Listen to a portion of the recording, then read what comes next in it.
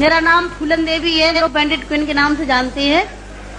और हमें पता नहीं था कि इतना संघर्ष करने के बाद हम जिंदा रहेंगे और आज आप सबके बीच में भी पहुंचेंगे, इतना मान सम्मान भी हम पाएंगे, ये हमने कभी नहीं सोचा था।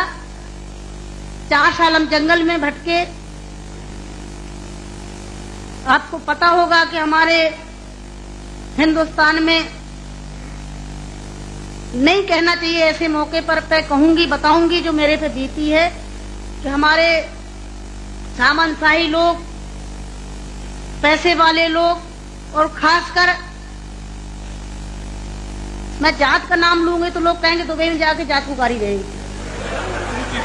ऐसे ऊंची जाति के लोग जो जात पात को मानते हैं, हम जैसे गरीबों को, दलितों को, दबे कुचलों को, अल्पसंख्यकों को एकदम ये सोचते हैं कि कीड़े मकोड़े हैं, जो इंसान नहीं है। तो उन लोगों को मैंने बताया कि मैं इंसान हूँ, अगर हमें तुम मारोगे तो हम भी चुप नहीं बैठेंगे, हम भी जवाब देंगे।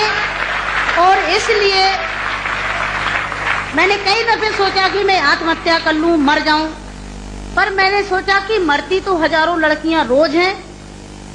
बताओ, हमें डाकू के नाम से जानते हैं लोग, डाकू, फूलन देवी डाकू। बताओ, मेरी 4 हाथ पैर हैं। कहते चम्मिल घाटी की है, चम्मिल घाटी की। चम्मिल घाटी मेरी माँ बाप है। अरे मैं माँ बाप से पैदा हुई हूँ। मेरा कसूर यही है कि मैं झोपड़ी में पैदा हुई, गरीब परिवार में पैदा हुई, दबी कुचली समाज में पैदा हुई, तो हमें जीने का अधिकार है नहीं। मेरे भाई और बहनों, मैंने कोई बुरा काम नहीं किया।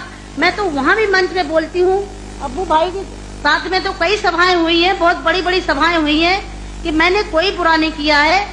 आपने सुना होगा, सुना था, आप तो वहीं के सब रहने वाले हैं, कुछ हमारे भाई हैं यहाँ के, है कि एक सीता के कारण इतने बड़े जो रावण का आज तक पुतला फूंकते हैं, उसका यही कसूर था कि खाली एक औरत को उठा ले गया तो आज तक पुतला फूंकते हैं। मैंने क्या बुरा किया? मेरे साथ भी ऐसे रावणों ने अत्याचार किया, मैंने उन रावणों को जवाब दिया। फूलन देवी वो डाकू है, डाकू है। अरे वो तो माननीय मुलायम सिंह जी की देन है, नहीं नाम लेना चाहिए, जो आज हम समाज के अंदर खड़े हैं। और नहीं तो इतनी बड़ी साजिश रची थी, हमने कोई बुरा काम नहीं किया। जिन्होंने हमें सताया, हमें समाज में रहने लायक नहीं रखा, तो गुस्सा में इंसान अच्छा काम नहीं करता, गुस्सा में गलत ही करता है। और जो कुछ भी हुआ, अच्छा और बुरा, सबक सिखाने के लिए कि हम जैसी बहन बेटियों के साथ अन्याय अत्याचार करोगे तो कोई भी महिला घर से बाहर निकल के और अपने अधिकारों की लड़ाई लड़ने के लिए मैदान में खड़ी हो जाएगी। तो मेरे भाई और बहनों, हमें तो डाकू घोषित कर दिया।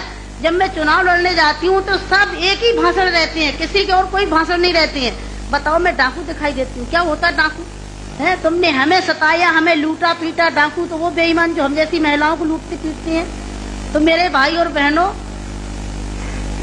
4 साल में जंगल में भटकी, 11 साल में जेल में रही, और जेल में भी हमें पागलों के साथ रखा गया था।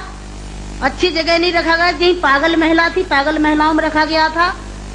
11 साल तक हमें जेल में रखने के बाद कोर्ट में पेश नहीं करा गया। और जब जेल से छोड़े गए तो बहुत बड़ा हमारे हिंदुस्तान में तूफान आया। इतनी बड़ी डाकू को छोड़ दिया गया, बहुत बड़ा अन्याय हुआ। बस आप सबका प्यार था, आशीर्वाद था, कुछ ऊपर वाले की भी दुआ थी, जो आज आप सबके बीच में है। हमारे चैनल को लाइक कीजिए और हमारे चैनल के नियमित सदस्य बनने के लिए सब्सक्राइब बटन पर क्लिक कीजिए और आपकी जनता दल न्यूज़ को लगातार बढ़ाते रहिए। जुड़े रहिए आपकी जनता दल न्यूज़ के साथ। नमस्कार। Evergreen colours India private limited, रंग है तो जीवन है। Stay home, stay safe.